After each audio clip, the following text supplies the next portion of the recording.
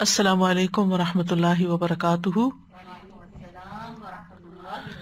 نحمده ونصلی علی رسولہ الکریم، اما بعد فاعوذ باللہ من الشیطان الرجیم، بسم اللہ الرحمن الرحیم، رب اشرح لی صدری ویسر لی امری واحلل عقدۃ من لسانی یفقہوا قولی۔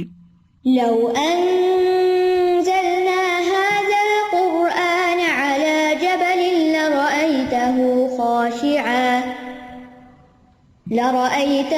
خاشعا متصدعا من خشية الله وتلك الأمثال نضربها للناس لعلهم يتفكرون۔ امثال القرآن پروگرام کے سلسلے میں آج ہم صحابہ کرام کے کردار کی مثال پڑھیں گے جو تورات اور انجیل میں بیان ہوئی ہے، جس کا ذکر قرآن مجید نے کیا سورۃ الفتح آیت نمبر 29 میں۔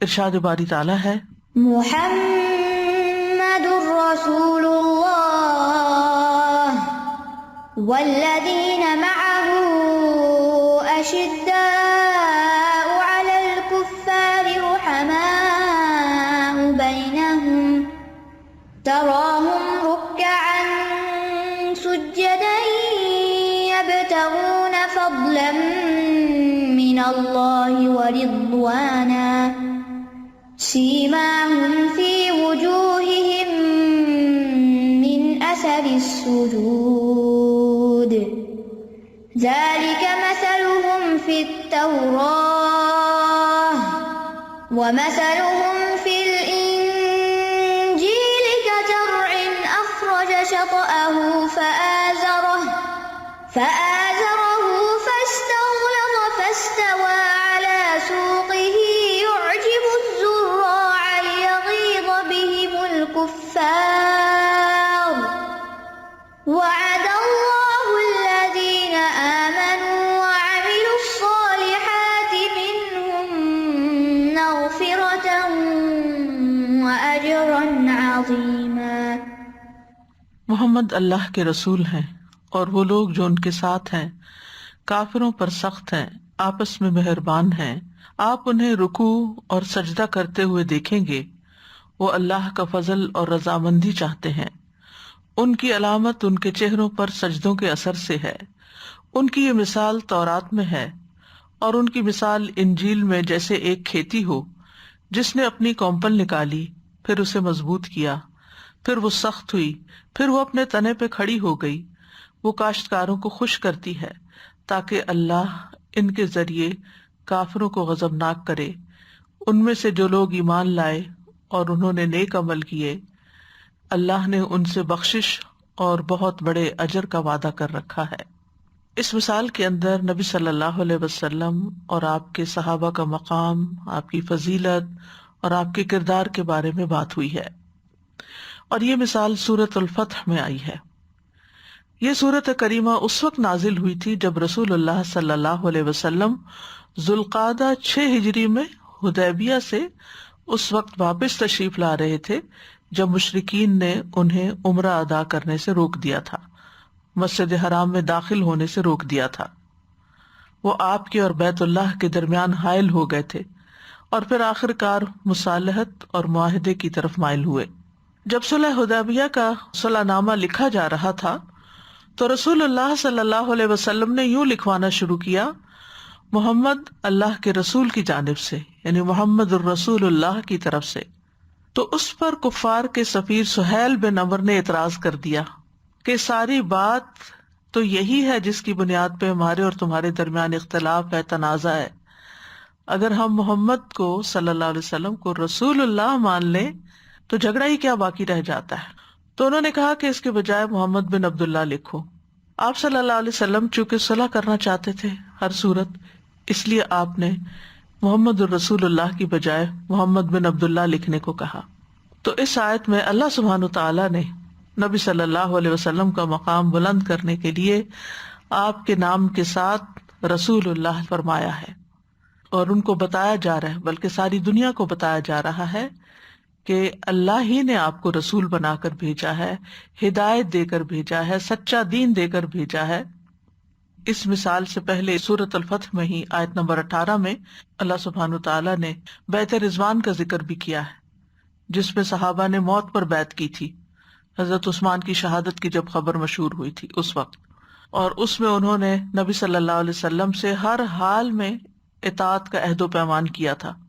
تو اللہ تعالیٰ نے ان کے بارے میں فرمایا تھا لقد رضی اللہ عن المؤمنین اذ یبایعونک تحت الشجرۃ فعلم ما فی قلوبہم فانزل السکینۃ علیہم واثابہم فتحا قریبا۔ بلا شبہ یقیناً اللہ ایمان والوں سے راضی ہو گیا جب وہ اس درخت کے نیچے آپ سے بیعت کر رہے تھے تو اس نے جان لیا جو ان کے دلوں میں تھا، پس ان پر سکینت نازل کر دی اور انہیں بدلے میں ایک قریبی فتح عطا فرمائی۔ اس کے بعد سورت کے اختتام پر صحابہ کرام کی فضیلت بیان کی گئی، ان کی نمایاں صفات کا ذکر کیا گیا۔ کچھ صفات ان کی ذاتی کردار کی ہیں جو تورات میں بیان ہوئی، اور جو انجیل کے اندر صفات بیان ہوئی وہ ان کے اجتماعی کردار کے بارے میں ہے۔ تو آئیے دیکھتے ہیں آیات کو۔ سب سے پہلے فرمایا محمد الرسول اللہ، محمد اللہ کے رسول ہیں۔ قرآن مجید میں عموماً آپ صلی اللہ علیہ وسلم سے جب خطاب کیا جاتا ہے یا آپ کا ذکر آتا ہے تو نام کی بجائے مختلف القاب آتے ہیں، جیسے یا ایھا النبی، یا ایھا الرسول، یا آپ کے دیگر نام شاہدن و مبشرم و نذیرا و داعیا الی اللہ و سراجا منیرا وغیرہ۔ لیکن لفظ محمد قرآن مجید میں صرف 4 بار آیا ہے۔ سورۃ آل عمران میں وما محمد الا رسول، اور محمد ایک رسول ہی تو ہیں، اور سورۃ الاحزاب میں ما کان محمد ابا احد من رجالکم ولکن رسول اللہ وخاتم النبیین، محمد تمہارے مردوں میں سے کسی کے باپ نہیں بلکہ وہ اللہ کے رسول اور خاتم النبیین ہے۔ اور اسی طرح سورۃ محمد میں والذین آمنوا وعملوا الصالحات وآمنوا بما نزل علی محمد وهو الحق من ربهم، اور جو لوگ ایمان لائے اور انہوں نے نیک اعمال کیے اور اس پر ایمان لائے جو محمد پر نازل کیا گیا صلی اللہ علیہ وسلم، اور وہی ان کے رب کی طرف سے حق ہے۔ جہاں تک لفظ محمد کا تعلق ہے تو یہ حمد سے ہے، ہا میم دال سے، اور جس کی تعریف کی جاتی ہے اسے محمود کہا جاتا ہے، اور محمد کا معنی بھی یہی ہے وہ جس کی تعریف کی جائے۔ لیکن دونوں میں فرق کیا ہے؟ محمد صرف اس کو کہہ سکتے ہیں جو بکثرت قابل ستائش خصلتیں رکھتا ہو اپنے اندر، یعنی جس کے اندر واقعی تعریف کے قابل کردار ہو، عادات ہو، خصلتیں ہوں۔ لیکن محمود کسی کی بھی جب تعریف کی جاتی ہے تو مفعول کے وزن پر محمود ہو جاتا ہے، چاہے وہ تعریف جو ہے وہ حقیقت پر مبنی ہے یا نہیں، یا اس کے اندر وہ کوالٹیز ہیں یا نہیں۔ جیسے عام طور پر بادشاہوں وغیرہ کے شاعر جو تھے وہ تعریفیں کیا کرتے تھے جن میں کچھ باتیں بہت مبالغے پر مبنی ہوتی تھی، لیکن محمد لفظ کے اندر یا محمد کے معنوں میں یہ بات پائی جاتی ہے کہ واقعی وہ خصائل موجود ہوں اور کثرت سے موجود ہوں جن کی بنا پہ تعریف کی جا رہی ہے۔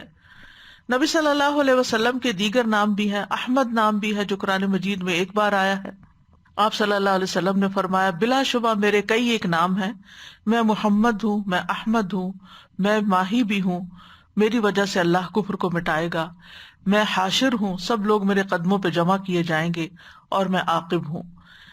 اور اسی طرح دوسری جگہ پر مقفع اور حاشر اور نبی التوبہ اور نبی الرحمہ کے نام بھی ملتے ہیں۔ لیکن نبی صلی اللہ علیہ وسلم کو محمد الرسول اللہ کہنے میں آپ کی بہت بڑی فضیلت ہے، آپ کی بہت زیادہ عزت ہے، آپ کے مقام اور آپ کی رسالت کی گواہی دی گئی ہے۔ تو اللہ سبحانہ تعالیٰ نے آپ کے نام کو یہاں پر اجاگر کیا ہے اور اس نام کا ایک طرح سے شوق بھی دلایا ہے۔ اور ہم دیکھتے ہیں کہ امت میں جتنا نام محمد رکھا گیا ہے اتنا نام شاید ہی کوئی اور رکھا گیا ہو، یعنی لوگ اس کو اپنے لیے باعث فضیلت سمجھتے ہیں کہ ان کے نام کے ساتھ محمد صلی اللہ علیہ وسلم کا نام یا احمد کا نام آئے۔ تو محمد صلی اللہ علیہ وسلم واقعی قابل تعریف ہیں، اور آپ بے شمار اپنے اندر خصوصیات رکھتے ہیں جن کا ذکر اللہ سبحانہ تعالیٰ نے بھی کیا، جن کا ذکر صحابہ کرام بھی کرتے ہیں، جو آپ کے گفتگو سے، آپ کے کردار سے، آپ کے عبادات سے، آپ کے معاملات سے ظاہر ہوتا ہے۔ دوسری طرف وہ لوگ ہیں جو آپ کے ساتھی تھے، والذین معہ، اور وہ لوگ جو آپ کے ساتھ ہیں، یعنی آپ کے ساتھی ہیں، آپ کے صحابہ ہیں جنہوں نے آپ کا ساتھ دیا. اور اس سے مراد سب سے پہلے اول درجے پر تو وہ صحابہ ہیں جو آپ کے ساتھ رہے ابتدا سے اور پھر بیعت رضوان میں بھی شرکت کی. اور اس کے بعد یہ کہ صحابی کے لفظ کے تحت وہ تمام لوگ آ جاتے ہیں جو تھوڑی دیر کے لیے بھی ایمان کی حالت میں آپ کے ساتھ رہے. اسی لیے منافقین جو ہیں وہ صحابی نہیں بن سکتے کیونکہ ان کے اندر ایمان نہیں تھا. پھر عمومی طور پر وہ سب لوگ جنہوں نے آپ کا ساتھ دیا تھرو آؤٹ دا ایجز، وہ مسلمان جنہوں نے احسان اور نیکی کے ساتھ آپ کی اتباع کی اور آپ کے مشن کا ساتھ دیا. سورۃ التوبہ میں ان کا ذکر آتا ہے، والسابقون الاولون من المہاجرین والانصار، یعنی یہ کیٹیگریز ہیں. سب سے پہلی کیٹیگری کن کی ہے؟ مہاجرین کی، پھر انصار کی، پھر اس کے بعد کون لوگ آتے ہیں؟ والذین اتبعوہم باحسان، وہ لوگ جو نیکی کے ساتھ ان کے پیچھے آئے، یعنی یا مہاجرین کے طریقے پر یا پھر انصار یا پھر کچھ دونوں کی صفات لے کر آپ کی پیروی کی. باحسان رضی اللہ عنہم ورضوا عنہ، اللہ ان سے راضی ہو گیا اور وہ اس سے راضی ہو گئے. وَأَعَدَّ لَهُمْ جَنَّاتٍ تَجْرِي تَحْتَهَا الْأَنْهَارُ، اور اس نے ان کے لیے ایسے باغ تیار کیے ہیں جن کے نیچے نہریں بہتی ہیں. خالدین فیہا ابدا، جن میں وہ ہمیشہ ہمیشہ رہیں گے. ذالک الفوز العظیم، یہ ہے دراصل بہت بڑی کامیابی. اصل کامیابی تو یہ ہے کہ ایسے لوگوں کا ساتھ نصیب ہو، لیکن یہ اسی صورت میں ہو سکتا ہے جب ہم اپنی زندگیاں انہی کے طریقے کے مطابق گزاریں. ان کی خصوصیات کیا تھی؟ اشداء علی الکفار، کہ وہ کفار کے مقابلے پر سخت تھے. اشداء کا لفظ جو ہے شد سے ہے، شین دال دال، شدت کا لفظ بھی اسی سے نکلا ہے. اور یہ عہد، بدن، انسانی قوتیں، عذاب، ان مختلف معنوں میں شدت کا لفظ استعمال ہوتا رہتا ہے. قرآن مجید میں آتا ہے وَكَانُوا أَشَدَّ مِنْهُمْ قُوَّةً، وہ قوت میں ان سے بہت زیادہ شدید تھے. علمہ شدید القویٰ، جبریل علیہ السلام کی صفت ہے کہ آپ کو نہایت قوت والے نے سکھایا ہے. اور شدید القویٰ، یہاں جبریل علیہ السلام بھی شدید ہے لیکن کس میں؟ قوا میں، قوتوں میں. نہایت قوت والے جبریل علیہ السلام نے آپ کو سکھایا. جہنم کے اوپر جو ملائکہ مقرر ہیں ان کی بھی صفت آتی ہے غلاظ شداد. تو یہ مختلف لفظ شدید، شداد، اشد، شدہ، اشدہ، ایک ہی روٹ سے مختلف طرح کے الفاظ آتے ہیں. تو عربی زبان میں کہتے ہیں فلان شدید علیہ، فلاں اس پر بڑا شدید ہے، یعنی اس شخص کو جو شدید ہے، رام کرنا، اپنی باتوں میں لگانا، اس کو بہلانا پھسلانا یہ بڑا مشکل ہے، یعنی بڑا بااصول انسان ہے وہ.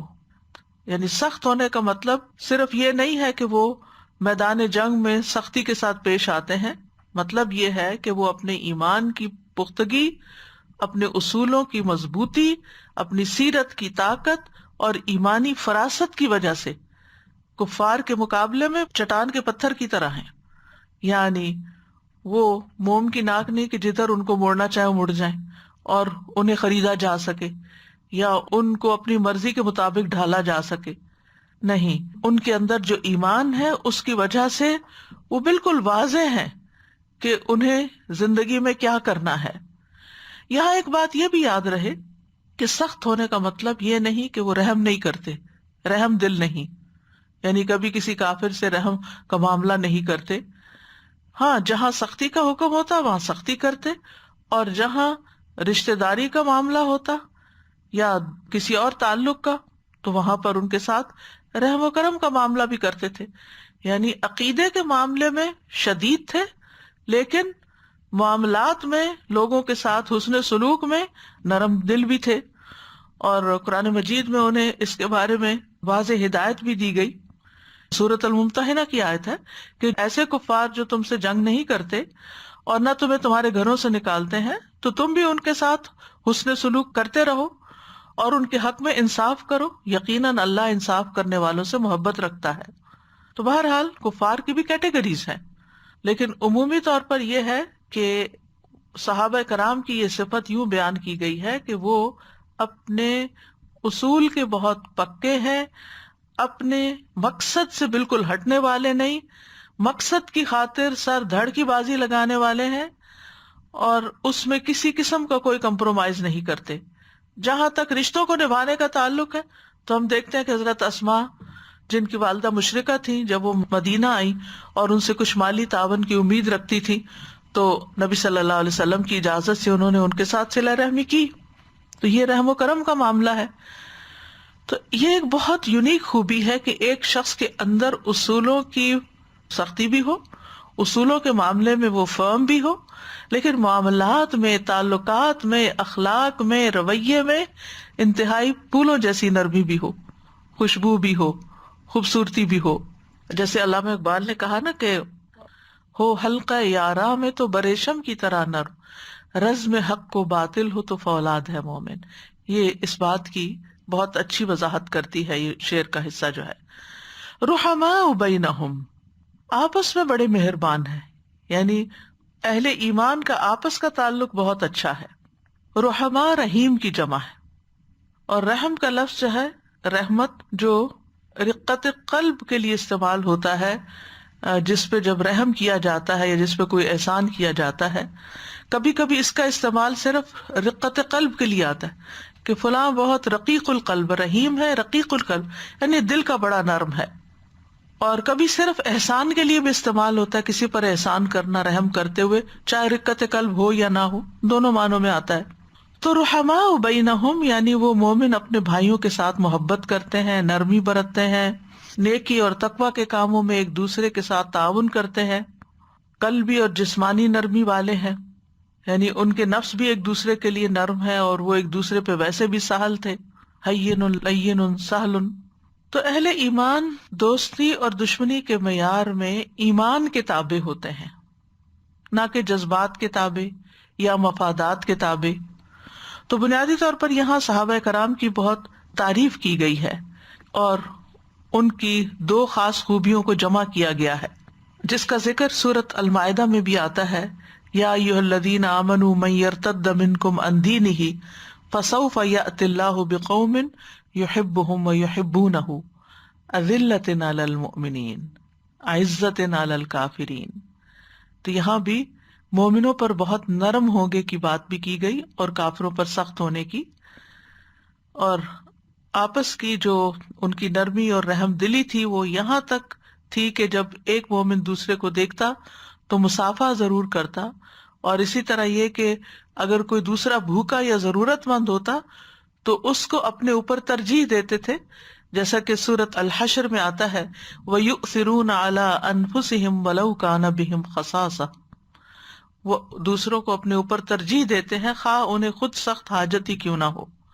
تَرَاهُمْ رُكَّعًا سُجَّدًا، آپ انہیں دیکھیں گے رکوع کرتے ہوئے، سجدے کرتے ہوئے، یعنی ایک طرف انسانوں کے ساتھ ان کا تعلق اصول کے سخت ہے لیکن معاملات میں نرم ہے، اور دوسری طرف اللہ سبحانہ تعالیٰ سے تعلق عاجزی اور بندگی کا ہے، رکوع اور سجدوں کی حالت میں ہوتے ہیں۔ تراہم، آپ انہیں دیکھیں گے۔ رؤیت کا صرف ایک ہی نہیں، کئی معنی ہوتے ہیں۔ ایک معنی ہوتا ہے کسی چیز کو آنکھ سے دیکھنا، ٹھیک ہے، لَتَرَوُنَّ الْجَحِيمَ ثُمَّ لَتَرَوُنَّهَا عَيْنَ الْيَقِينِ، تم ضرور دوزخ کو اپنی آنکھوں سے دیکھ لو گے، پھر یقینی طور پر دیکھنا دیکھو گے۔ تو یہ بھی رؤیت کا معنی ہے، یعنی آنکھوں سے دیکھنا۔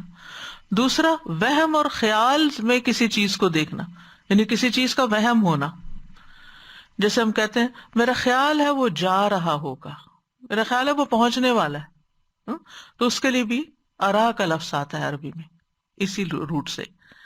وَلَوْ تَرَىٰ إِذْ يَتَوَفَّى الَّذِينَ كَفَرُوا، کاش اس وقت کی کیفیت آپ خیال میں لائیں جب کافروں کی جانیں فرشتے نکالتے ہیں۔ تو آنکھوں سے تو کوئی نہیں دیکھ سکتا فرشتے کیا کر رہے ہیں، لیکن یہ دیکھنا پھر کیسا ہے، یعنی خیال میں دیکھنا۔ تیسرا ہے کسی چیز کے بارے میں اندیشہ محسوس کرنا، جیسے فرمایا انی ارا ما لا ترون، بے شک میں دیکھتا ہوں جو تم نہیں دیکھتے، یعنی مجھے اس کے بارے میں فکر مندی ہے۔ چوتھا ہے عقل اور بصیرت سے کسی چیز کا ادراک کرنا، جیسے ما کذب الفؤاد ما رأى، پیغمبر نے جو دیکھا تھا اس کے دل نے اس میں کوئی جھوٹ نہیں ملایا، یعنی پوری طرح سمجھ کے بصیرت کے ساتھ انہوں نے ادراک کیا تھا. تو تراہم میں یہاں پر آپ دیکھیے کہ ضروری نہیں کہ آپ ان کو فزیکلی دیکھیں، لیکن آپ ان کے بارے میں امیجن کر سکتے ہیں، خیال کر سکتے ہیں، اور ان کی جو باتیں ان کے بارے میں پڑھتے ہیں یا ان کے کردار. اور ویسے بھی نبی صلی اللہ علیہ وسلم سے اگر خطاب ہے تو آپ انہیں دیکھتے ہیں اپنے ساتھیوں کو کہ وہ کیا کرتے ہیں، رکوع کرتے ہیں، سجدے کرتے ہیں. رکع کا اصل معنی ہوتا ہے جھک جانا، اور نماز میں خاص شکل پہ جھک جانا رکوع کہلاتا ہے. کبھی کبھی یہ لفظ صرف عاجزی اور انکساری کے معنی میں بھی آتا ہے، چاہے بطور عبادت ہو یا بطور عبادت نہ بھی ہو. اور سجدہ کا معنی عاجزی کرنا، فروتنی کرنا، اور اللہ کے سامنے عاجزی اور اس کی عبادت کو سجود کہا جاتا ہے. اور یہ انسان، حیوان، جمادات سب کے حق میں آتا ہے، کیونکہ سجود کی دو قسمیں ہیں. ایک وہ جو انسان کے ساتھ خاص ہے، جس میں باقاعدہ وہ زمین پہ جا کے سر رکھتا ہے اور اللہ تعالیٰ کی عبادت کرتا ہے، نماز پڑھتا ہے، جیسے فرمایا فَاسْجُدُوا لِلَّهِ وَاعْبُدُوا. اور دوسرا ہے سجود تسخیری، جو انسان، حیوانات اور جمادات سب کے حق میں عام ہے، جیسے آتا ہے وَلِلَّهِ يَسْجُدُ مَن فِي السَّمَاوَاتِ وَالْأَرْضِ طَوْعًا وَكَرْهًا وَظِلَالُهُم بِالْغُدُوِّ وَالْآصَالِ. اور جو آسمانوں میں ہے اور جو زمین میں ہے وہ سارے کس کے لیے سجدہ کر رہے ہیں؟ چاروں ناچار اللہ ہی کو سجدہ کرتے ہیں. تو اب مثال کے طور پر یہ ٹیبل ہے یا کرسی ہے تو للہ من فی السماوات ومن، جو بھی کوئی ہے، تو ہم تو نہیں دیکھتے ان کو کہ کس طرح کا سجدہ ہے، تو یہ سجود تسخیری ہے، یعنی اللہ نے ان کو یہ صلاحیت بخشی کہ وہ جس بھی کنڈیشن میں وہ اللہ کے آگے جھکے رہیں. تو پچھلے جملے میں اشداء علی الکفار اور رحماء بینہم کی بات آئی تھی، اور یہاں پر تراہم رکعا سجدا کی بات، کہ کبھی آپ ان کو رکوع کی حالت میں دیکھیں گے، کبھی سجدے کی حالت میں دیکھیں گے. مراد اس سے کیا ہے کہ وہ اکثر نماز پڑھتے نظر آئیں گے. اس سے کیا پتہ چلتا ہے کہ وہ صرف مسجد میں فرض نماز کے لیے ہی حاضر نہیں ہوتے، بلکہ اس کے علاوہ بھی آپ ان کی دلچسپی نماز سے دیکھیں گے، یعنی ان کی محبت، ان کا شوق نماز میں بہت زیادہ ہے. کیونکہ نبی صلی اللہ علیہ وسلم نے فرمایا بندہ اپنے رب کے سب سے زیادہ قریب اس وقت ہوتا ہے جب وہ سجدے میں ہوتا ہے، تو اس وقت بہت دعا کیا کرو. تو یہ ہے کہ ان کا دل مسجد میں اٹکا ہوا ہوتا ہے کہ نماز کے لیے پہنچے، یعنی نماز ان کے دھیان میں ہوتی ہے، ان کے سارے ٹائم ٹیبل نماز کے مطابق بنتے ہیں. اور پھر فرض نمازوں کے علاوہ، جماعت کی نمازوں کے علاوہ کبھی تہجد پڑھ رہے ہیں، اور تہجد پڑھتے وقت صحابہ کرام کی اکثریت جو تھی اس کی پابند تھی. اور نبی صلی اللہ علیہ وسلم جو تھے، جب وہ گزرتے تھے کسی گلی سے رات کے وقت اندھیرے میں، تو مختلف گھروں کو صرف ان صحابیوں کی تلاوت کی وجہ سے، جو وہ بلند آواز سے کر کے نمازیں پڑھ رہے ہوتے تھے، اس سے پہچانتے تھے. حضرت عائشہ ایک دفعہ آ رہی تھی گھر مسجد سے، تو انہوں نے حضرت ابو موسیٰ اشعری کی آواز سنی اور وہیں رک گئی اور بہت دیر تک تلاوت سنتی رہی. نبی صلی اللہ علیہ وسلم نے دیر سے آنے کی وجہ پوچھی تو عرض کیا کہ میں اس طرح تلاوت سن رہی تھی ان کی. تو آپ نے ان کے بارے میں فرمایا لقد اوتی مزمار من مزامیر آل داؤد، کہ اتنی خوبصورت آواز ملی ہے جیسے حضرت داؤد کی آل کو ملی تھی.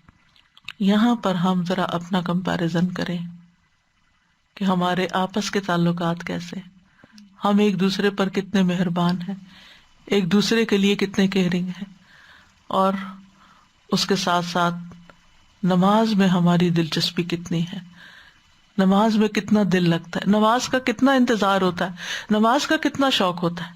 تو جو لوگ نبی صلی اللہ علیہ وسلم کے مشن کے محافظ ہوں، اپنے آپ کو آپ کے ساتھ دیکھنا چاہتے ہو، آپ کی امت میں سے، آپ کے فالوورز میں سے، تو پھر سب سے زیادہ انہیں کس چیز کا شوق ہونا چاہیے کہ جو ہی وقت ملے تھوڑی سی نماز پڑھ لیں، کچھ سجدے اور کر لیں، کیونکہ ہر سجدہ انسان کا اللہ کے ہاں درجہ بڑھاتا ہے. کبھی رات کی نمازیں پڑھ رہے ہوتے ہیں، کبھی دن کے اشراق کے، کبھی چاشت کے نوافل، اور نمازوں کے آس پاس بھی، نماز سے پہلے وضو کے. حضرت بلال کے بارے میں آپ دیکھیں کہ جب جنت میں ان کے قدموں کی چاپ نبی صلی اللہ علیہ وسلم نے اپنے آگے سنی تو ان سے پوچھا تمہارا کیا عمل ہے؟ تو انہوں نے بتایا کہ میں جب بھی میرا وضو نہیں رہتا تو وضو کرتا ہوں، جب وضو کرتا ہوں ساتھ نفل پڑھ لیتا ہوں. ہم میں سے آج کس کے اندر یہ خوبی پائی جاتی ہے کہ وہ اس کا اتنا اہتمام کرے؟ نماز کو ہم ایک بوجھ سمجھتے ہیں، وہ بس مارے بندے پڑھ کے تو ایسے لگتا ہے جیسے کہیں سے جان چھڑا کسی قید سے نکلے ہوں. تاک راتوں میں بھی افضل ترین عبادت کیا ہے؟ افضل ترین عبادت طویل قیام ہے، لمبا قیام ہے، لیکن ہم ساری دنیا کے کام کر لیں گے اور قیام کے وقت ہم یا بیٹھ جائیں گے یا پھر ہم کھڑے نہیں ہو سکیں گے. سفیان ثوری کہا کرتے تھے بیٹے جوانی میں قیام کر لو، بڑھاپے میں کھڑے ہونا مشکل ہوتا ہے. تو صحابہ کرام جو تھے ان کا شوق نماز تھی. اور نبی صلی اللہ علیہ وسلم بذات خود اپنے بارے میں کیا فرماتے ہیں، وَجُعِلَتْ قُرَّةُ عَيْنِي فِي الصَّلَاةِ، کہ میری آنکھوں کی ٹھنڈک نماز میں رکھ دی گئی ہے. کہ you look forward for this, نہ کہ اچھا میں جلدی سے نماز پڑھ لوں. نماز کے ساتھ ہم نے جلدی کا لفظ لگا دیا، جلدی سے بس فریضہ سر سے اتار کے پھینک کے آ جاؤں میں. یبتغون فضلا من اللہ ورضوانا، اب ان کی نیتوں کی بات ہے. سبحان اللہ، اندر کی بات بھی ہو گئی، اللہ سے تعلق کی بات بھی ہوگی، مخلوق سے تعلق کی بات بھی ہو گئی.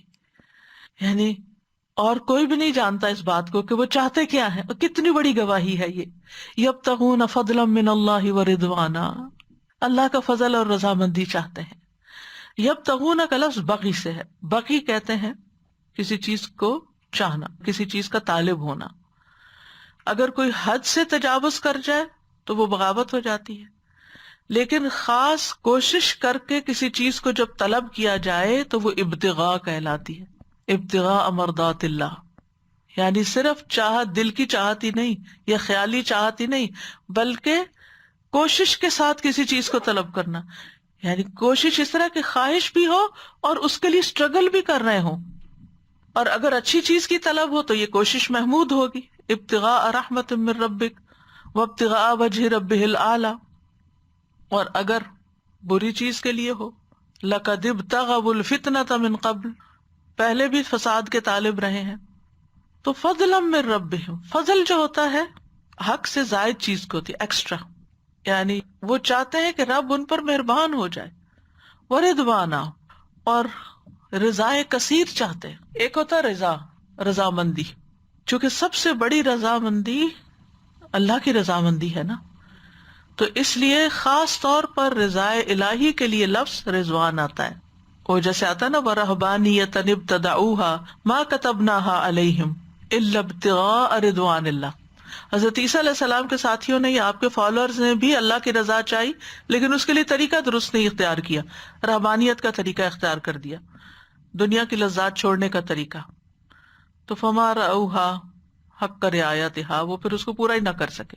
لیکن صحابہ کرام جو تھے انہوں نے چونکہ اپنے نبی کی پیروی کی، سنت کی پیروی کی، تو وہ اس میں کامیاب ہو گئے. تو یبتغون فضلا من اللہ ورضوانا، ایک طرف وہ خیر میں اضافہ چاہتے ہیں اور دوسری طرف اللہ سبحانہ وتعالیٰ کی خوشنودی بھی بہت چاہتے ہیں.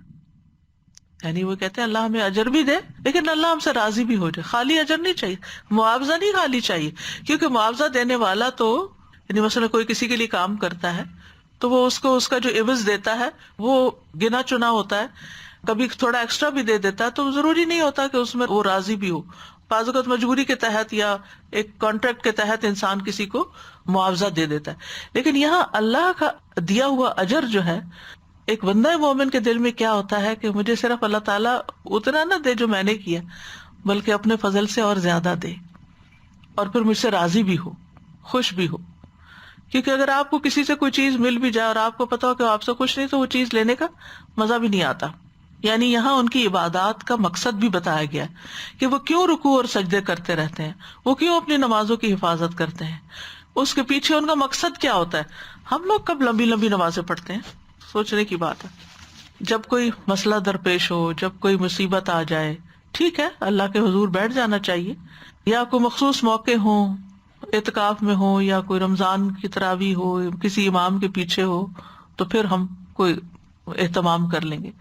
لیکن یہاں پر یہ خود سے جو والنٹیرلی اپنے رکوع سجدے کرتے ہیں، اس کے پیچھے ان کا مقصد صرف اللہ کا قرب حاصل کرنا ہوتا ہے، اس کی رضا اور ثواب حاصل کرنے میں کامیابی حاصل کرنا ہوتا ہے. اور نہ صرف یہ کہ نماز بلکہ باقی اعمال میں بھی اخلاص کے طالب ہیں.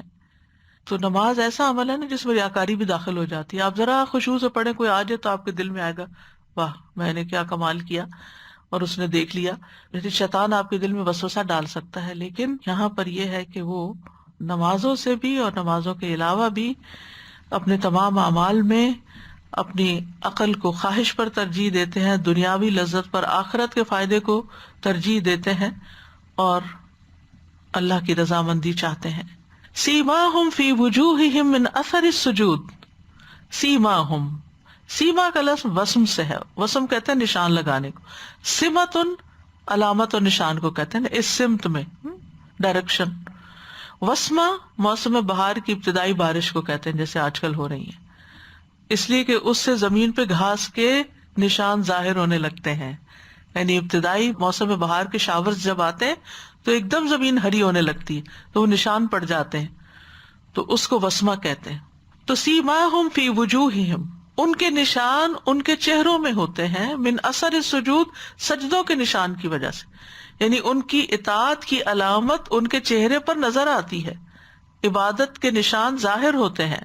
اس سے مراد عام طور پر جو لیا گیا ہے وہ یہ کہ ان کے اندر خشوع اور تواضع ہوتا ہے، ان کا اچھا اخلاق ہوتا ہے، جیسے ابن عباس نے کہا کہ اس سے مراد اچھے اخلاق ہیں، مجاہد کہتے ہیں اس سے مراد ان کا خشوع اور تواضع ہے۔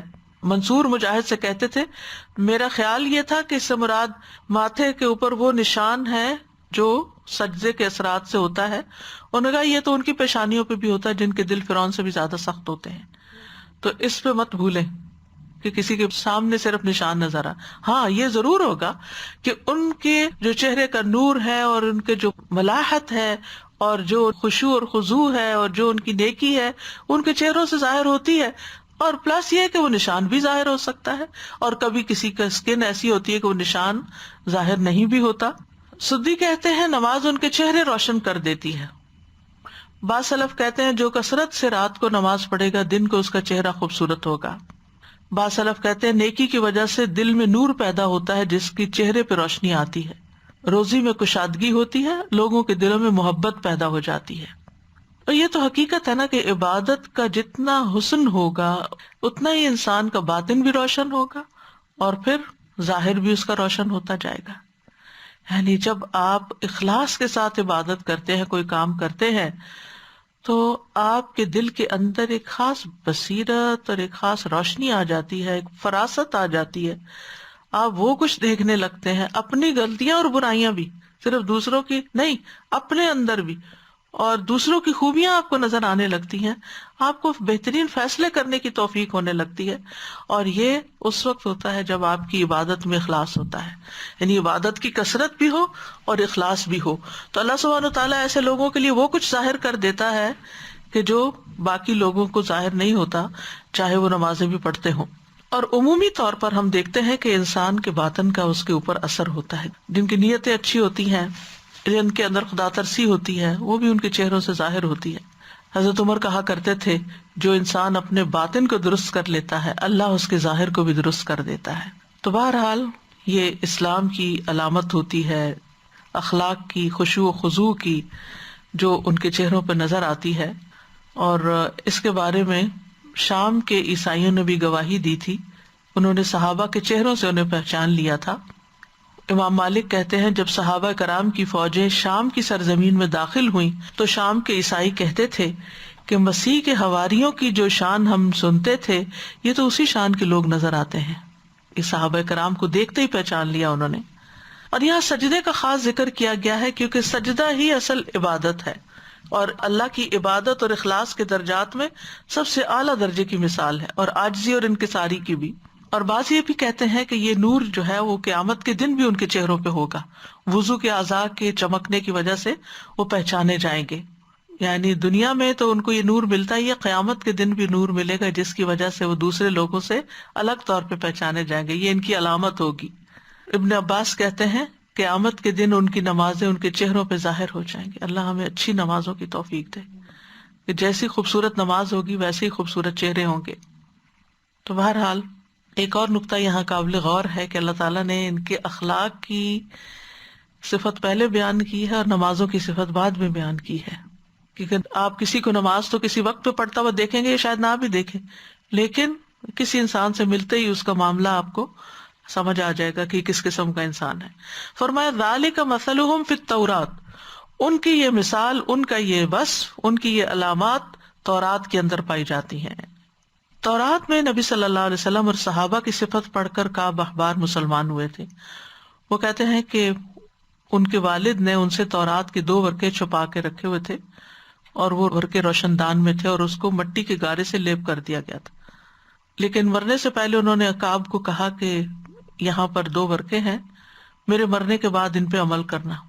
کعب کہتے ہیں جب میرے والد فوت ہو گئے تو میں نے وہ کھولی جگہ تو ان میں لکھا ہوا تھا کہ محمد اللہ کے رسول ہوں گے، وہ خاتم النبیین ہوں گے، ان کے بعد کوئی نبی نہیں آئے گا، ان کی جائے پیدائش مکہ ہوگی اور ان کی ہجرت کا مقام مدینہ ہوگا. نہ وہ سخت طبیعت ہوں گے، نہ سخت زبان استعمال کرنے والے ہوں گے، نہ بازاروں میں چیخ پکار کرنے والے ہوں گے. وہ برائی کا بدلہ برائی سے نہیں دیں گے بلکہ برائی کا بدلہ اچھائی سے دیں گے. وہ درگزر کریں گے، معاف کر دیں گے، بخش دیں گے. ان کی امت اللہ کی حمد کرنے والی ہوگی جو ہر چیز میں اور ہر حال پر اللہ کی حمد بیان کرے گی. یہ بقائی نے اپنی تفسیر میں واقعہ لکھا ہے. تو کعب احبار کہتے ہیں کہ ہم رسول اللہ صلی اللہ علیہ وسلم کی یہ صفات اپنی تورات میں لکھی ہوئی پاتے ہیں، اور ان میں مزید یہ بھی تھا کہ وہ جنگ میں صفیں بناتے ہیں اور نماز میں صفیں بناتے ہیں، ایک جیسی یہ صفیں ہوں گی ان کی. اور راتوں کو نماز میں قرآن پڑھنے کی ان کی گونج ایسی ہوگی جیسے شہد کی مکھیوں کی بنبناہٹ ہوتی ہے. ان کی بادشاہت شام تک پہنچ جائے گی. یہ سنن دارمی کی روایت میں یہ مزید اضافے ہیں کچھ کہ جو نبی صلی اللہ علیہ وسلم کے صحابہ کے بارے میں بیان ہوئے اور آپ صلی اللہ علیہ وسلم کے بارے میں. ذالک مثلہم فی التوراۃ، یہاں پر وقف کیا جاتا ہے کہ یہ مثال تورات پر ہے، اور بعض نے تورات کے علاوہ انجیل پر بھی جا کے وقف کیا ہے. اور صحابہ کرام کی جو مثال انجیل میں آئی ہے بنیادی طور پر وقف تورات پر ہی بنتا ہے. انجیل والی مثال آگے ہے، یعنی مثلہم فی الانجیل کیا ہے، کزرع، ایک کھیت کی طرح. اب یہاں پر صحابہ کرام کی اجتماعی جو حالت ہے وہ بیان کی گئی ہے کہ وہ کیسا کھیت ہے. یعنی انجیل میں ان کی مثال کھیتی کی طرح ہے، اور زر کہتے ہیں نباتات اگانے کو، اور زارع کہتے ہیں کسان کو. اور یہاں زارع کون ہے؟ محمد صلی اللہ علیہ وسلم، جنہوں نے یہ کھیت لگایا تھا، یہ باغ لگایا تھا صحابہ کرام کا. اخرج شطأہ فآزرہ، یہ کھیتی ایسی تھی کہ جس نے سب سے پہلے اپنی شاخیں نکالی. شط یعنی یہ وہ چھوٹی چھوٹی سٹیمز ہوتی ہیں جو مین سٹیم سے رائٹ لیفٹ نکل رہی ہوتی ہیں. وہ چھوٹے چھوٹے تنکے سے نہیں ہوتے جو لگے ہوئے ہوتے ہیں. اگر آپ نے اپنے پاس انڈور پلانٹس رکھے ہوئے ہوں اور آپ ان کا خیال بھی رکھتے ہوں اور ان کا مشاہدہ بھی کرتے رہتے ہوں تو آپ نے دیکھا ہوگا کہ پتے نکلنے سے پہلے چھوٹی سی کمپل نکلتی ہے، پھر وہ ذرا سے اوپر ہوتی ہے، پھر اس کے بعد اس میں سے مزید چیزیں نکلتی ہیں. تو یہ وہ شاخیں ہوتی ہیں جو کھیتی کے دونوں طرف سے نکلتی ہیں، یعنی پودا کہہ لیں، کھیتی سے ہم کراپ ساری مراد لینے لگتے ہیں. اور اس کی جمع اشتا اور شتو ہے. تو یہ اس وقت کہا جاتا ہے جب کھیتی اپنی شاخیں نکالتی ہے. شطأ الزرع واشتأ فآزرہ، اس کا مطلب یہ کہ شاخیں اپنے تنوں کو قوت دیتی ہیں، ان کو مضبوط کرتی ہیں اور اس کو اس طرح بنا دیتی ہے کہ وہ زمین میں مضبوطی سے گڑ جاتی ہیں.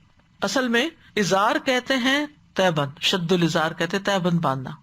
اور تہبند یا بیلٹ جب باندھی جاتی ہے تو اس سے انسان اپنے آپ کو اسٹرانگ فیل کرتا ہے. اسی طرح نصرن معذرن کا لفظ آپ نے حدیث میں پڑھا ہوگا، ٹھیک ہے، مضبوط کرنے کے معنوں میں آتا ہے. تو اخرج شطأہ فآزرہ، یعنی اس کی کمپل نکلی اور اس کی شاخیں نکلی اور پھر اس نے اس کو مضبوط کر دیا، یعنی اپنے چھوٹے چھوٹے تنکے نکالے جو اس کی جڑوں اور تنوں کے آس پاس اگے. تو یہ نبی صلی اللہ علیہ وسلم کے جو صحابہ ہیں وہ آپ کے ساتھ ساتھ گرو کر رہے ہیں. آغاز میں تھوڑے تھے، پھر وہ بڑھتے گئے، کھیت بڑا ہوتا گیا. اور پھر جب گھنا کھیت ہوتا ہے، اگر آپ امیجن کریں گندم کا کھیت کبھی آپ نے دیکھا ہو، چاول کا دیکھا ہو، آپ مشاہدہ کریں، غور و فکر کریں تو آپ کو یہ بات بہت اچھی طرح سمجھ آئے گی کہ ابتدا میں جب بیج ڈالے جاتے ہیں نا تو زمین پہ کیا نکلتا ہے؟ جیسے چھوٹی چھوٹی گھاس نکلی ہوئی ہو، بکھری بکھری بکھری بکھری سی.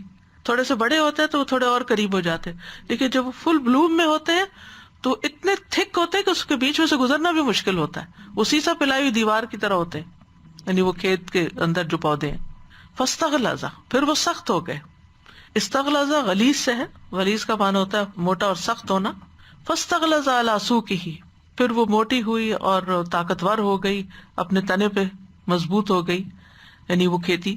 اور دیگر نباتات کے اگنے کی جگہ نہیں چھوڑی انہوں نے، جو اچھا کھیت ہوتا ہے وہ بڑھ کے ایسے ہو جاتا ہے آپس میں یکجان کہ پھر اور چیزیں اس کے اندر جگہ نہیں پکڑتی، لیکن جو انڈیویجلی پودے ہیئر اینڈ دیئر لگے ہوئے ہوتے ہیں ان کے ساتھ ویڈز بھی آ جاتی ہیں. فاستوى على سوقه، پھر وہ اپنی ساق پر اپنے تنے پہ کھڑی ہو گئی. یعنی ساق ویسے تو پنڈلی کو بھی کہتے ہیں، تو جو تنا ہوتا ہے درخت کا یا پودے کا اس کے لیے بھی استعمال ہوتا ہے. تو مطلب پہلے شروع میں کیسے ہوتا ہے ڈھیلی ڈالی سی، پھر اس کے بعد اسٹرانگ ہو کے سیدھی کھڑی ہو گئی. اور یہ انتہا درجے کی مشقت کے بعد کا حال ہوتا ہے، تب استقامت نصیب ہوتی ہے. تو ماہر کاشتکار وہ نہیں ہوتا جو بیج کو بس جنگل میں بکھیر دے تاکہ بارش کا پانی اس کو سیراب کرے یا ہوائیں ادھر ادھر اڑا کے لے جائیں. ماہر اور تجربہ کار کاشتکار وہ ہوتا ہے کہ جو بہترین بیج، بہترین مٹی اور بہترین پانی کا انتخاب کرتا ہے اور پھر اپنے پودے کی دیکھ بھال اور حفاظت بھی کرتا ہے یہاں تک کہ پودا اللہ کے اذن سے پھل دینے لگتا ہے. تو اس مثال میں محمد صلی اللہ علیہ وسلم کو کاشتکار سے تشبیہ دی گئی. پہلے ابتدائی ایمان لانے والے مومنوں کو کھیتی کے ان بیجوں کے ساتھ تشبیہ دی گئی جن کو زمین میں کاشتکار کاشت کرتا ہے. یہ وہ لوگ ہیں جیسے ابو بکر، خدیجہ، علی، عمار، بلال رضی اللہ عنہم اجمعین. اور پھر اس کے بعد آگے آتے گئے دیگر مسلمان جو ان کے ہاتھوں یا نبی صلی اللہ علیہ وسلم کے ہاتھوں مسلمان ہوئے، اور یہ گروہ بڑھتا گیا اور مضبوط ہوتا گیا. یعنی صحابہ کرام کی تعداد بڑھتی گئی اور دیکھتے ہی دیکھتے ایک باغ لگ گیا. یعجب الزراع، ایسی کھیتی کاشتکار کو بہت حیرت میں ڈال دیتی ہے کہ یہ کیسے ہو گیا اور کتنا خوبصورت ہو گیا. یعنی دیکھ کے بھی نظروں کو اچھی لگتی ہے اور اللہ کی قدرت بھی نظر آتی ہے. یعنی اگر آپ کبھی کسی گاؤں میں رہے ہوں یا آپ فارم پہ جا کے دیکھیں ایسی چیزوں کو، تو اللہ کی قدرت نظر آتی کہ ایک دانہ جس سے 7 بالیاں نکلی اور پھر وہ مضبوط ہوئی اور انہوں نے بیج اٹھائے، اور پھر صرف ایک دانہ تھوڑی، تو اس کھیت میں جتنے بھی تھے ان سب نے یہی کیا، تو وہ سب مل کے کیا کچھ بن گئے، پھر حیرت کا سبب بن گئے. یعجب، حیرت میں ڈالتی ہے، یعنی خوش کرتی ہے. مراد اس سے خوش کرنا ہے، کیونکہ حیرت کی چیز بعض اوقات انسان کی خوشی کا باعث بھی ہوتی ہے نا. سرپرائزز لوگ اسی لیے دیتے رہتے ہیں.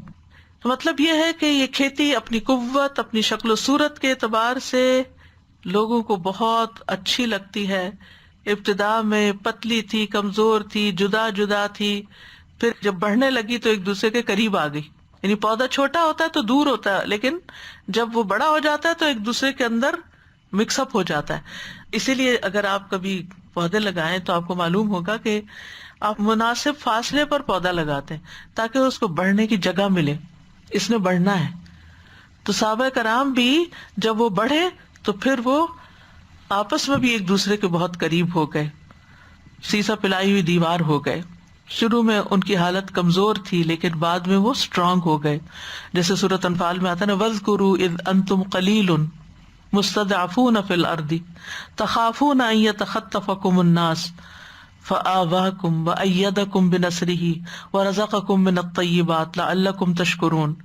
یاد کرو جب تم بہت تھوڑے تھے، زمین میں نہایت کمزور تھے، ڈرتے تھے کہ لوگ تمہیں اچک کے لے جائیں گے. ایک اکیلا پودا چھوٹا باریک اٹھانا، اتارنا، کھینچنا بہت آسان ہوتا ہے، لیکن اتنی بڑی کھیت کو ہاتھوں سے تو کوئی نکال ہی نہیں سکتا.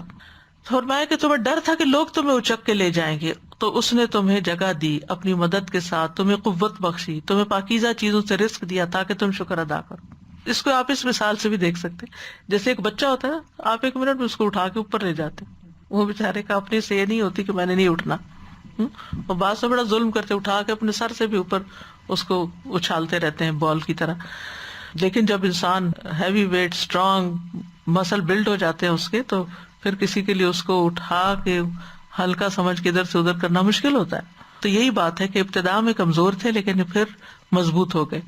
اللہ سبحانہ تعالیٰ نے نبی صلی اللہ علیہ وسلم کے ہاتھوں یہ کھیت جو لگوایا، یہ باغ جو لگوایا اور اس کی اتنی مضبوطی عطا کی، اس کے پیچھے ایک مقصد یہ بھی تھا، لیغیظ بہم الکفار، کہ ان کی مضبوطی، ان کی کثرت، ان کی آپس کی محبت اور ان کی عبادت، ان سب چیزوں کو دیکھ کر جو ان کے دشمن ہیں وہ غیظ و غضب میں آتے رہیں. جسے کہا نا، قل موتوا بغیظکم، بدبختو مر جاؤ اپنے غصے میں. تو یہاں ہے لیغیظ بہم الکفار.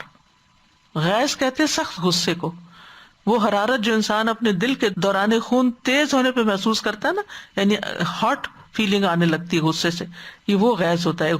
یعنی اللہ سبحانہ و تعالیٰ نے صحابہ کرام کو اور آپ کے پیروکاروں کو ایسا کمال دیا کہ جس کو دیکھ کے پھر ان کے دشمن غصے میں آتے تھے کہ وہ سمجھتے تھے یہ کبھی ختم ہو جائیں گے، یہ تو بہت کمزور ہے، بس اکڑ جائیں گے، زمین سے چلے جائیں گے، یہاں سے نکل جائیں گے. لیکن مکہ سے نکل کر جب وہ مدینہ میں گئے تو انہوں نے جڑ پکڑ لی. اسی طرح یہ کہ کھیتی سے خیر بھی بہت پہنچتی ہے، تو صحابہ کرام سے لوگوں کو بہت خیر پہنچی، یعنی ان کی قوت ایمان اور قوت عمل جو تھی وہ لوگوں کو دین کی طرف لانے کا سبب بنی. یہاں ایک سائیڈ نوٹ کے طور پر یہ ہے کہ صحابہ سے وہی محبت کرے گا جس کے اندر ایمان ہوگا، اور ان سے غصہ اور غضب کس کو ہوگا؟ جس کا ایمان درست نہیں ہوگا، کیونکہ یہ لیغیظ بہم الکفار. ابو عروہ زبیری کہتے ہیں ہم امام مالک کی مجلس میں حاضر تھے، ایک شخص نے بعض صحابہ کرام کی تنقیص کے کچھ کلمات کہے، یعنی صحابہ کے شان میں گستاخی کی. تو امام مالک آیت پوری تلاوت کر کے جب ان الفاظ پہ پہنچے لیغیظ بہم الکفار، تو کہنے لگے جس شخص کے دل میں صحابہ میں سے کسی کے ساتھ غیظ ہو تو اس کو اس آیت کی وعید ملے گی. اگر صحابہ کے ساتھوں میں ناراضگی ہے نا کوئی، تو پھر اس کے لیے تیار ہو جاؤ. امام مالک نے یہ تو نہیں فرمایا کہ وہ کافر ہو جائے گا، لیکن فرمایا کہ اس کو یہ وعید پہنچے گی. مطلب یہ ہے کہ پھر وہ انہی جیسے کام کرنے لگے گا. وعد اللہ الذین آمنوا وعملوا الصالحات منہم مغفرۃ واجرا عظیما، اللہ نے ان لوگوں سے جو ایمان لائے اور صالح عمل کیے ان کے لیے مغفرت اور اجر عظیم کا وعدہ کر رکھا ہے. وعدہ کا مطلب ہوتا ہے وعدہ کرنا، پرومس کرنا، خیر اور شر دونوں کے لیے ہوتا ہے، لیکن وعید آ جائے تو پھر دھمکی کے لیے ہوتا ہے، شر کے لیے ہوتا ہے. تو یہاں پر خاص طور پر صحابہ کرام مراد ہے، اور پھر اس کے علاوہ جو لوگ ایمان لا کر عمل صالح کریں ان کے لیے بخشش بھی ہے اور اجر عظیم بھی ہے. انہوں نے فضل مانگا تھا، اللہ نے ان کو فضل عطا کر دیا، بے پایا ثواب اور اجر عطا کیا، پاکیزہ رزق کا وعدہ کیا. اور حقیقت یہ ہے کہ سب سے بڑا اجر تو جنت ہی ہے، اجر عظیمہ، کیونکہ انہوں نے نبی صلی اللہ علیہ وسلم پر ایمان لا کر، جبکہ پہلے کوئی ایمان نہیں لایا ہوا تھا، ایمان لا کر آپ کا ساتھ دے کر، آپ کے لیے ایک دفاع کی صورت اختیار کر کے ہر موقع پر، اور پھر اپنے مال سے، اپنی جان سے، ہر طرح آپ کا ساتھ دیا. اور پھر آپ کے بعد بھی دین کی خدمت اور دین کی مدد اور دین کو لوگوں تک پہنچانے میں اپنے گھر بار بھی چھوڑے، اپنے علاقے چھوڑے، جہاد کیے، پھر مال قربان کیے، اور ہر طرح کی قربانی کی انہوں نے. اور پھر یہاں پر ایک خوشخبری بھی ہے کہ جو شخص صحابہ کرام کے نقش قدم پر چلے گا وہ بھی انہی کے حکم میں ہے، انہیں بھی ایسی فضیلت اور سبقت اور کمال حاصل ہوگا. بات ہے نا والسابقون السابقون اولئک المقربون. اور پھر یہ ہے کہ پہلوں میں زیادہ ہے اور پچھلوں میں کم ہے، جس سورۃ الواقعہ میں آتا ہے نا، یعنی بعد کے افراد میں سے، امت میں سے بھی ایسے لوگ آئیں گے جو ان کے طریقے پر چلیں گے، لیکن کم ہوں گے ایسے لوگ. اور پھر اس آیت سے یہ بھی پتہ چل رہا ہے کہ ایمان اور عمل صالح کا نتیجہ کیا ہے، مغفرت اور اجر عظیم. اور پھر یہ کہ صحابہ کرام کی ہمیں عزت اور احترام کرنا چاہیے، کیونکہ آپ ہمارے پیارے نبی کے ساتھی تھے. اور سب سے پہلے کچھ لوگ مسلمان ہوئے جس میں 5 غلام، 2 عورتیں اور ابو بکر صدیق رضی اللہ عنہ تھے. پھر حضرت ابو بکر صدیق نے بھی آگے دعویٰ کا کام شروع کیا تو ان کے ہاتھ پہ کچھ لوگ مسلمان ہوئے.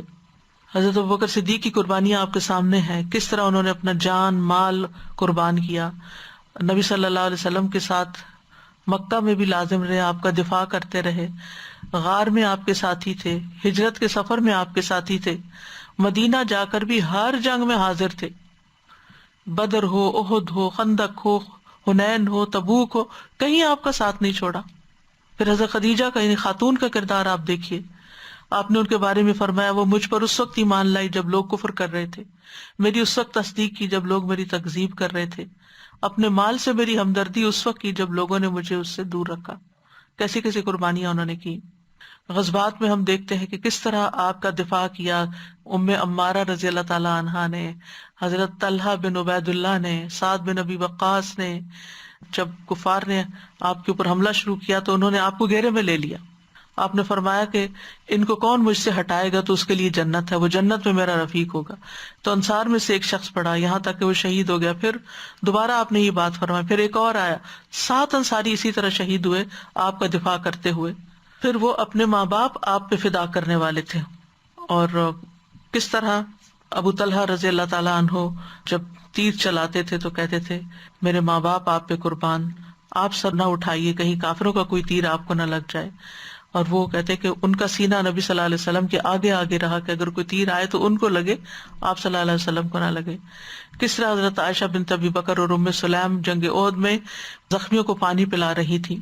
اس کے برعکس منافقین کا کردار کیا تھا کہ رسول اللہ صلی اللہ علیہ وسلم سے اعراض برتتے تھے، یعنی آپ کے قریب نہیں آتے تھے. یصدون عنک صدودا، پھر جنگوں میں پیچھے رہ جاتے تھے. غزوہ احد میں ان کا کردار کیا تھا؟ تو بنیادی طور پر اس مثال سے یہ پتہ چلتا ہے کہ صحابہ کرام کی یہاں فضیلت بیان ہوئی ہے، ان کا کردار بیان ہوا ہے کہ جن سے اللہ تعالیٰ راضی ہو گیا ہے وہ سب لوگوں سے افضل لوگ ہیں. حدیث میں آتا ہے کہ اللہ نے لوگوں کے دلوں کا جائزہ لیا، سب سے افضل دل محمد صلی اللہ علیہ وسلم کا پایا اور پھر اس کے بعد آپ کے صحابہ کا پایا تو ان کو اپنے نبی کے وزیر بنا دیا. ہمیں صحابہ جیسا ایمان لانے کا حکم ہے. فَإِنْ آمَنُوا بِمِثْلِ مَا آمَنْتُمْ بِهِ فَقَدْ اهْتَدَوْا، اگر وہ ایسا ایمان لائے جیسے تم ایمان لائے ہو تو یقیناً وہ ہدایت پا گئے. اور صحابہ کرام کی جو فضیلت ہے وہ اس اعتبار سے بھی ہے کہ وہ نبی صلی اللہ علیہ وسلم کی رفاقت میں تھے. ابن عمر فرمایا کرتے تھے محمد صلی اللہ علیہ وسلم کے صحابہ کو برا نہ کہنا، پس ان میں سے کسی ایک صحابی کا گھڑی بھر ٹھہرنا یعنی نبی کی صحبت میں تم میں سے کسی کی زندگی بھر کے عملوں سے بہتر ہے.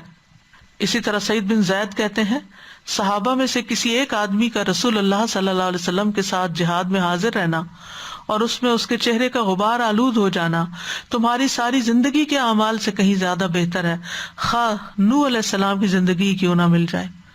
یعنی جو ان کی قربانیاں اور جو ان کا اخلاص ہے ان کا مقام بہت بڑا ہے. اس لیے کسی کو بھی صحابہ کے بارے میں نامناسب گفتگو نہیں کرنی چاہیے اور ان کے ساتھ محبت کا رشتہ ہونا چاہیے، کیونکہ ایمان والوں کا آپس کا رشتہ محبت کا رشتہ ہوتا ہے. والمؤمنون والمؤمنات بعضهم اولیاء بعض، ایک جسم کی مانند ہوتے ہیں، ایک عمارت کی مانند ہوتے ہیں، آپس میں ایک دوسرے کے خیر خواہ ہوتے ہیں. بیمار ہو تو بیمار پرسی کرتے ہیں، فوت ہو جائے تو کفن دفن اور جنازے میں شریک ہوتے ہیں، دعوت دے تو قبول کرتے ہیں، ملاقات کرے تو سلام کرتے ہیں، چھینک آئے تو دعا دیتے ہیں، غائب ہو تو خیر خواہی کرتے ہیں، پھر آسانی اور نرمی والے ہوتے ہیں، ایک دوسرے سے محبت اور انس رکھتے ہیں، بھائی بھائی بن کے رہتے ہیں، ایک دوسرے کی مدد میں رہتے ہیں، ایک دوسرے کی تکالیف اور پریشانیاں دور کرتے ہیں اور اپنے آپ کو ہمیشہ مدد کے لیے پیش کرتے ہیں، پیچھے نہیں رہتے. اور چھوٹے چھوٹے کاموں میں بھی ایک دوسرے کی مدد کرتے ہیں، ایک دوسرے کے لیے آئینہ ہوتے ہیں.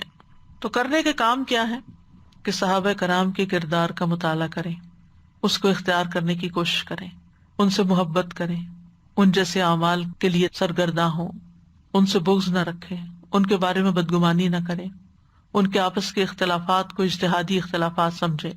آپس میں بھی جن لوگوں کے ساتھ آپ رہتے ہیں، چاہے گھر والے ہوں، سسرال ہوں، میکے ہوں، ماں باپ کا گھر ہو، کسی ہاسٹل میں رہتے ہو، جہاں بھی لوگوں کے ساتھ مل کے رہتے ہیں محبت اور اتفاق سے رہیں. اور پھر نمازوں کی پابندی، نمازوں کی کثرت، رکوع اور سجود کی خوبصورتی اور اس میں زیادہ وقت لگانا، محبت سے کرنا.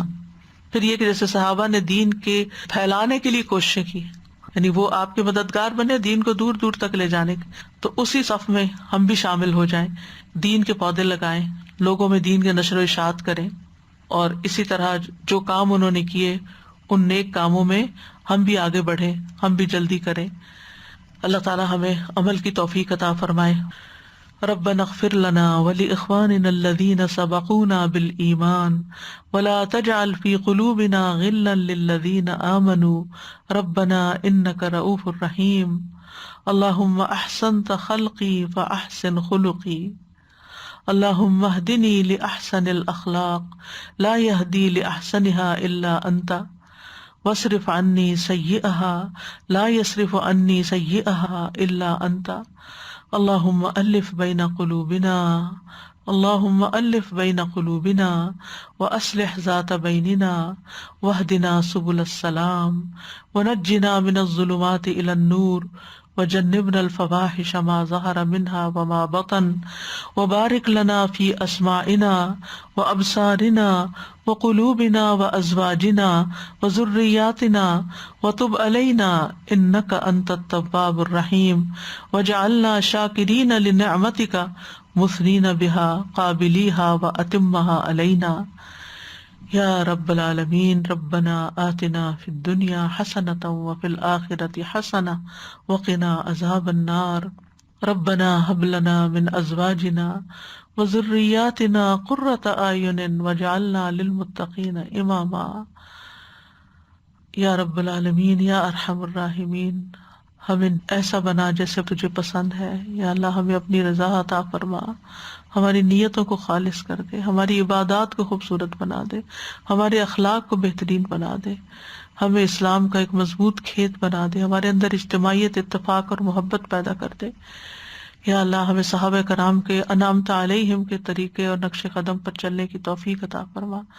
اللہ تمام بیماروں کو صحت عطا فرما. یا اللہ جو لوگ کرونا کی وبا میں مبتلا ہے، اللہ ان کے لیے مشکلات آسان کر دے. اللہ تعالیٰ جن لوگوں کی جاب چلی گئی ہے، جن کے بزنس ختم ہو گئے ہیں، یا اللہ ان کو اپنی رحمت اور اپنے خزانوں سے عطا کر اور کسی کا محتاج نہ کر. یا رب العالمین تو ہم سب کو، ہماری اولادوں کو، ہمارے والدین کو قیامت کے دن بخش دینا اور ہمیں اپنے پسندیدہ کاموں کی توفیق عطا فرما. ربنا تقبل منا انک انت السمیع العلیم وتب علینا انک انت التواب الرحیم. وصلی اللہ تعالی علی خیر خلقہ محمد وعلی آلہ واصحابہ واہل بیتہ اجمعین برحمتک یا ارحم الراحمین. لو أنزلنا هذا القرآن على جبل لرأيته خاشعا متصدعا من خشية الله وتلك الأمثال نضربها للناس لعلهم يتفكرون. السلام علیکم ورحمۃ اللہ. استاذہ کچھ لوگ اتنی پیار سے نماز پڑھتے ہیں کہ ان کی نماز کو دیکھ کے رشک آتا ہے کہ اللہ سبحانہ تعالیٰ ہمیں بھی ایسا، یعنی بے پرواہی کہ کوئی آس پاس کچھ بھی کر رہا ہے، ان کی نماز اتنی فوکسڈ ہوتی ہے الحمدللہ. اور کسی نے آپ سے کوشچن پوچھا، مجھے اس کا کوشچن ابھی یاد آ گیا. اس نے کہا کہ مجھے نماز سے اتنا پیار ہے کہ میں ڈرتی ہوں کہ میں مر جاؤں گی تو میں اپنی نماز کو مس کروں گی. تو کیا یہ خواہش اچھی ہے؟ کوئی استاذ سے پوچھو کہ میں کہتی ہوں کہ مجھے کوئی حرج نہیں، یہ تو انسان کے جذبات ہے نا، تو جذبات کے اوپر عقل کی تو نہیں وہ لگتی حد. پیاری بات. اور استاذہ ایک ہی بات جو آپ نے شروع میں کہی کہ صحابہ میں کون کون شامل ہے، اس میں وہ لوگ جو رسول اللہ صلی اللہ علیہ وسلم کی بات بھی ہے، اس گروہ میں پھر وہ بھی شامل ہو جائیں گے جو احسان کے ساتھ ان کی پیروی کریں، ان کے رستے پہ چلیں، ان کے طریقے اختیار کریں، عبادات میں، اخلاق میں، دین کی تبلیغ میں. استاد جی میں یہ سوچ رہی تھی کہ کتنی بیلنس پرسنالٹی ان کی بتائی. کفار کے ساتھ سخت ہیں، آپس میں پیار محبت. اگر ہم میں سے کوئی نرم دل ہے تو وہ پھر سب کے ساتھ ہی نرم دل، وہ اپنے اصولوں پہ بھی پھر آپ کمپرومائز کر لیتے ہو. اور اسی طرح اگر عبادات میں آپ ہیں تو پھر دوسرا ایسپیکٹ آپ کا ڈاؤن ہو رہا ہے. اور اگر آپ دوسری طرف ہیں تو کئی لوگ کہتے ہیں نا کہ وہ ادھر ادھر کے کام بہت کر لیے اور پھر نمازوں میں جو ہے وہ کمی کو اللہ معاف کر دے گا نماز. جی تو اتنی بیلنسڈ ایک تو مجھے پرسنالٹی لگی. اور دوسری سب سے زیادہ جو چیز امپریس کرنے والی ہے کہ نبی کریم صلی اللہ علیہ وسلم کی وفات کے بعد ان کے مشن کو لے کے آگے پہنچ گئے، گھر بار چھوڑ دیا. حالانکہ ویسے اگر دیکھا جائے تو وہ تو نبی کریم صلی اللہ علیہ وسلم جب سامنے تھے تو پھر ہوتا ہے نا کہ موٹیویشن بھی ہو رہی ہے اور آپ کو اپریسیشن بھی کائنڈ آف مل رہی ہے، یہ جو بھی. تو ان کی وفات کے بعد گھر بار چھوڑنے اپنے دین کی اشاعت کے لیے، بالکل امیزنگ. کتنے علاقے تو بعد میں فتح ہوئے ہیں نا. میں یہ ہمیشہ اگزامپل مجھے اتنی پسند تھی اگزامپل کہ مجھے لاسٹ پارٹ کبھی سمجھ نہیں آیا کہ یہ کھیتی والا مطلب اتنا ڈیپ میننگ ہے جس طرح آپ نے سمجھایا الحمزہ کے ایک لفظ کو. لیکن جو یہ کاشتکار کی جو آپ نے خصوصیت بتائی کہ انہوں نے اسپیس دیا صحابہ کو، کہ جس طرح پودے اسپیس سے گرو ہوتے ہیں، تو آپ وسلم نے بھی ہر صحابہ کو کتنا انڈیویجول اٹینشن دی، اسپیس دیا گرو ہونے کے لیے. Everyone was growing in their own way, لیکن سب پیروی کر رہے تھے کرتے ہوئے اپنے اپنے خوبصورت باغ بن گیا. سبحان اللہ, یہ اتنی خوبصورت بات مجھے لگی. پھر یہ کہ ان کے ہاں نا عذر بہانے نہیں تھے, یہ مجبوری ہے, یہ وجہ ہے, کچھ بھی ہے, آگے بڑھ گئے. نابینا بھی ہے تو آگے, عمر میں چھوٹے تب بھی آگے کہ ہم شریک ہوں گے اس کام میں. اللہ مجھے سالوں کا رضا کا وہ جنہ, تو وہ کتنی اچھی دعا ہے, اللہ تعالیٰ کی رضا مل جائے اور جنت بھی جنت بھی مل جائے تو بالکل. استاذہ آپ نے ایک دفعہ بتایا تھا نا کہ رسول اللہ صلی اللہ علیہ وسلم نے یہ نہیں کیا کہ عمر کو کہا کہ تم ابو بکر جیسے بن جاؤ, اور ابو بکر کو یہ نہیں کہا کہ عمر جیسے. استاذہ جی, ہم دوسرے کو نا اپنے نظریے سے دیکھتے ہیں, اپنی اینک سے, اپنے ہی طریقے سے. تو کل ہی میری کسی سے بات ہو رہی تھی تو وہ کہنے لگی کہ اپنے والد سے پہلے شروع کی بات, پھر کسی اور کی, پھر کسی اور کی. تو پھر میں نے کہا اس دنیا میں آپ کو اپنے طریقے کا کوئی بندہ نہیں ملے گا کہ ہم یہ سوچیں کہ ہمارے جیسا کوئی ہو اور ہماری تربیت کے مطابق ہو. لوگوں کو ہماری پتہ نہیں کتنی فالس نظر آتی اپنے جیسے نہیں نکلتے, وہ اپنی مرضیوں کے مالک ہوتے ہیں. لوگوں کو کہاں سے بینیفٹ آف ڈاؤٹ کتنا دیتے ہوں گے نا وہ ایک دوسرے کو. ایسے تو نہیں ایک دوسرے کے لیے نرمی اور رحم آتا. ہم بھی اپنے ماتحتوں کو دیکھتے ہیں, اپنے ساتھ دیکھتے ہیں, کتنی غلطیاں ہوتی ہیں, اور ہم اپنے آس پاس دیکھتے ہیں اور پھر ان کو ہم کس طرح سے اگنور بھی کئی دفعہ کر دیتے ہیں. ہمارے سامنے ہو رہا ہوتا ہے سارا کچھ. تو یہ بہت بڑا دل اور بڑے جگرے کی بات ہے. اور پھر اگر کوئی ایسی بات ہے کہ وہ آپ کلیئر بھی کر لیتے ہیں, آپ گرجز دل میں لے کے نہیں بیٹھتے, جس کی وجہ سے پھر معاملات درست ہوتے جاتے ہیں. کئی دفعہ آپ کسی کا نظریہ سمجھنے کی بھی کوشش نہیں کر رہے ہوتے کہ یہ کس اینگل سے دیکھ رہا ہے کسی بات کو, یا یہ کس کو کیا کہنا چاہتا ہے. اس سے استاذہ جی بہت زیادہ آپس میں باتیں جو ہیں کلیئر ہو جاتی ہیں. الحمدللہ, جزاک اللہ خیر. میں دیکھ رہی تھی کہ صحابہ کرام رضی اللہ عنہم, اگر انسان اینالائز کرے کہ دے ور ٹاپ پرائیورٹائزرز, کیونکہ ان کو اپنی زندگی کی پرائیورٹی سیٹ تھی اور وہ کہیں نہیں ہلی. یعنی ساتھ ہی آپس میں بھی اگر کسی نے کسی اللہ تعالیٰ کے حکم سے یعنی نسبتاً کم عمل کیا, یا نبی صلی اللہ علیہ وسلم کی سنت سے کہیں ذرا سا بھی ادھر ادھر ہونے لگے, تو فوراً ایک دوسرے کو پکڑ کے کھینچا. ہم کتنی احادیث میں پڑھتے ہیں کہ ایک دوسرے سے تھوڑا سا فرم یا ڈانٹ کے بھی بعض اوقات صحابہ نے کیا کیا کہ ان کو واپس سنت پہ لے کر آئے. تو یہ چیز ان کی اسٹرینتھ تھی. تو اللہ سبحانہ تعالیٰ ہمیں بھی یہ چیز توفیق دے کہ ہم آپسی یہ جو رویوں میں بعض اوقات اس طرح کی چیز ہوتی ہے کہ انسان کہتا ہے اچھا نہیں اب اس چیز کو رہنے دیتے ہیں, نہیں, دین کی خاطر تو ہمیں لازم اس کو واپس لانا ہی ہے. اور اسی کے اللہم و بحمدک اشہد ان لا الہ الا انت استغفرک و اتوب الیک. السلام علیکم و رحمۃ اللہ وبرکاتہ.